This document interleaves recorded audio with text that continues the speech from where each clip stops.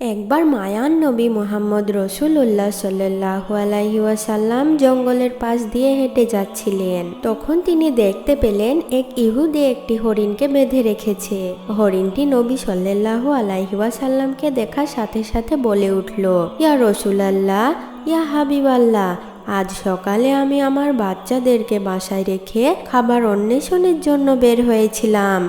এমন সময় এই ইহুদি আমার সামনে আসে এবং আমাকে বন্দি করে ফেলে। সকাল থেকে এই পর্যন্ত সে আমাকে বন্দি করে রেখেছে। ইয়া রাসূলুল্লাহ, আমার দুধের বাচ্চা রয়েছে, তাদেরকে আমি সকাল থেকে এই পর্যন্ত দুধ খাওয়াতে পারিনি। হয়তোবা তারা আমাকে না পেয়ে অনেক অস্থির হয়ে পড়েছে এবং দুধ না খাওয়ার কারণে তাদের গলা শুকিয়ে গেছে। হে আল্লাহর নবী, আমি শেষবারের মতো তাদের সাথে একবার সাক্ষাৎ করতে চাই। দয়া করে আপনি এর একটা ব্যবস্থা করে দিন। হরিণের এই আর্জি শুনে দয়ার নবী মুহাম্মদ সাল্লাল্লাহু আলাইহি ওয়াসাল্লামের অন্তর কেঁদে উঠল। তখন তিনি বললেন, হে ইহুদি, তুমি এই হরিণকে আটকে রেখেছো কেন? ইহুদি বলল, আমি এই হরিণকে শিকার করেছি, আর জঙ্গলের প্রাণী শিকার করা তো বৈধ, তাই আমি তাকে আটকে রেখেছি। তখন রসুল সাল্লাল্লাহু আলাইহি ওয়াসাল্লাম বললেন, হে ইহুদি, তুমি কি দেখতে পাচ্ছ না এটা একটা মা হরিণ এবং তার স্তন দুধে পরিপূর্ণ হয়ে গেছে। সে তার বাচ্চাদের দুধ না খাওয়ানোর কারণে অনেক কষ্ট পাচ্ছে। তুমি তাকে ছেড়ে দাও। সেই ইহুদি বলল, আমি এত কষ্ট করে তাকে শিকার করেছি, আর তোমার কথা মতো আমি তাকে ছেড়ে দেব? দয়ার নবী মুহাম্মদ সাল্লাল্লাহু আলাইহি ওয়াসাল্লাম বললেন, তুমি তাকে ছেড়ে দাও। শেষবারের মতো সে তার সন্তানদের সাথে দেখা করতে চায়। তার সন্তানদের সাথে দেখা করে এবং তাদেরকে দুধ পান করিয়ে সে আবার তোমার কাছে ফিরে আসবে।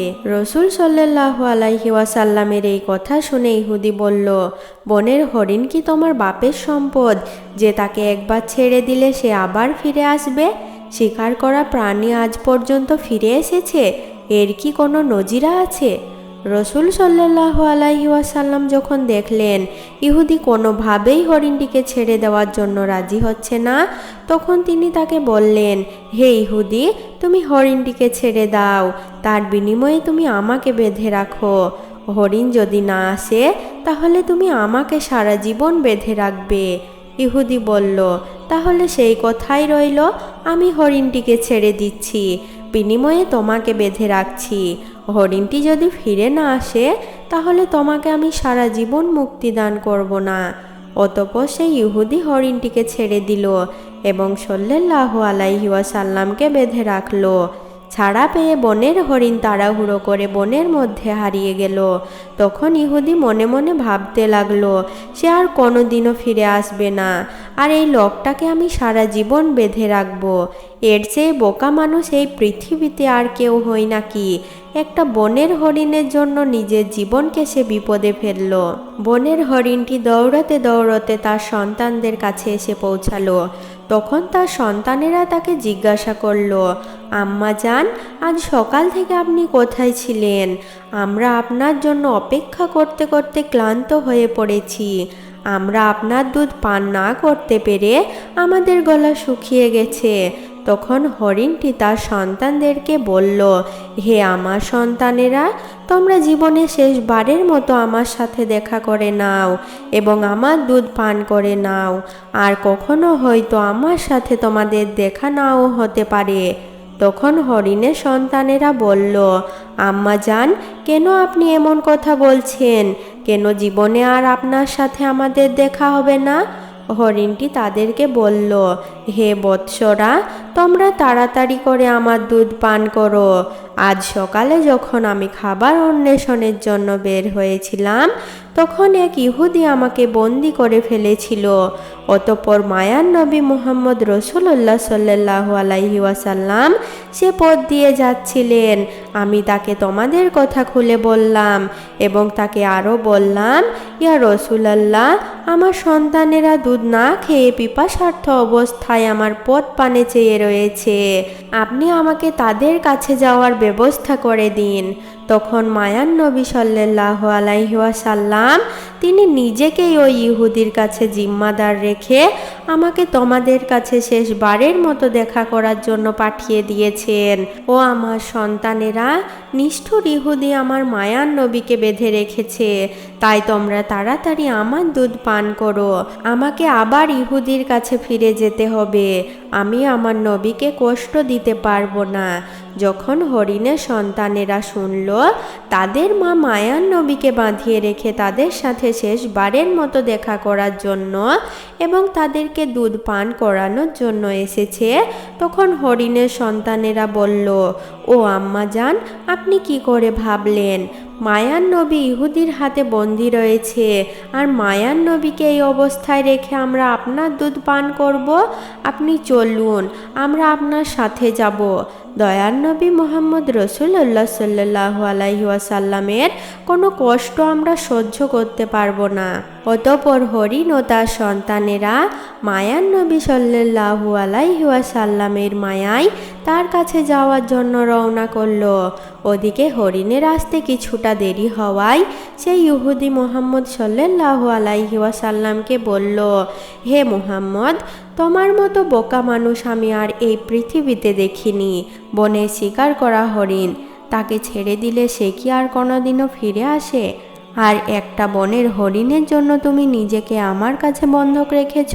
কিয়ামত পর্যন্ত সেই হরিণ আর ফিরে আসবে না, আর কিয়ামত পর্যন্ত তুমি আমার কাছ থেকে ছাড়াও পাবে না। মুহাম্মদ রাসূলুল্লাহ সাল্লাল্লাহু আলাইহি ওয়াসাল্লাম ইহুদির এই কথা শুনে বললেন, ও ইহুদি, তুমি একটু ধৈর্য ধারণ করো, হরিণ অবশ্যই আমার মায়ায় আবার তোমার কাছে ফিরে আসবে। রাসূলুল্লাহ সাল্লাল্লাহু আলাইহি ওয়াসাল্লামের এই কথা শুনে ইহুদি বলল, হে মুহাম্মদ, তোমার এই অলীক কল্পনা ছেড়ে দাও। আমি দৃঢ় বিশ্বাসের সাথে বলছি, কিয়ামতের আগে পর্যন্ত এই হরিণ আর ফিরে আসবে না। এভাবে কিছুটা সময় কেটে গেল, আর ইহুদি মনে মনে ভাবতে লাগলো, মুহাম্মদকে আটকে রেখে বড় রকমের একটা অর্থ তার সঙ্গীদের কাছ থেকে আমি ওসুল করে নিতে পারবো। বনের হরিণ কি কোনোদিনও কারোর মায়ায় ফিরে আসে?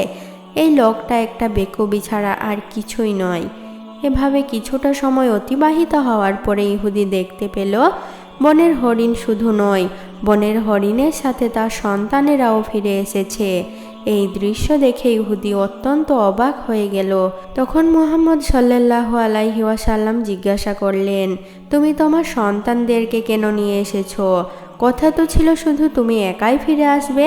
তখন মা হরিণ বলল, হে আল্লাহর রসুল, আমি যখন আমার সন্তানদের কাছে ফিরে গিয়ে বললাম মায়ার নবী মুহাম্মদ রাসূলুল্লাহ সাল্লাল্লাহু আলাইহি ওয়াসাল্লাম তিনি নিজেকে ইহুদির কাছে জিম্মাদার রেখে আমাকে তোমাদের কাছে জীবনের শেষবারের মতো দেখা করার জন্য পাঠিয়ে দিয়েছেন এবং জীবনের শেষবারের মতো দুগ্ধ পান করার জন্য পাঠিয়েছেন, তখন আমার সন্তানেরা বলল, ও আম্মা জান, আপনি কিভাবে ভাবলেন যে মায়ার নবী মুহাম্মদ সাল্লাল্লাহু আলাইহি ওয়াসাল্লামকে বাঁধিয়ে রেখে আমরা আপনার দুধ পান করব?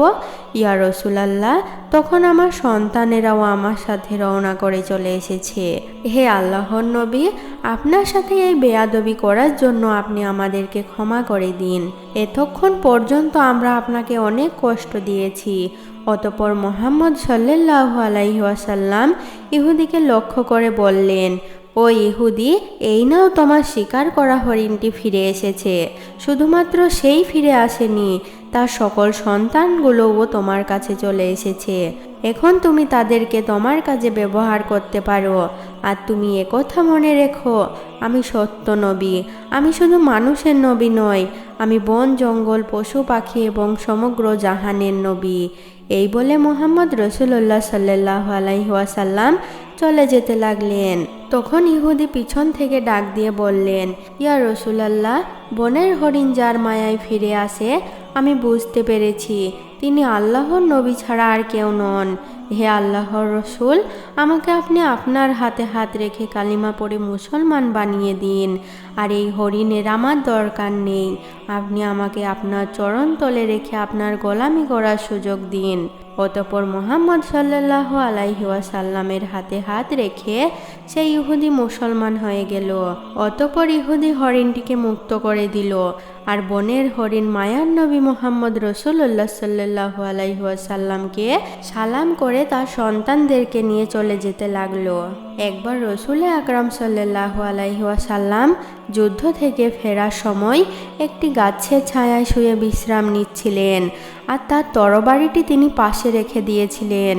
রাসূল আকরাম সাল্লাল্লাহু আলাইহি ওয়াসাল্লাম যখন একটু তন্দ্রাচ্ছন্ন হলেন, এমন সময় একজন শত্রু এসে সেই তরবারিটি হাতে উঠিয়ে নিল এবং তরবারির খলস মুক্ত করে তরবারিটি আল্লাহর নবী সাল্লাল্লাহু আলাইহি ওয়াসাল্লামের উপর তাক করে ধরল।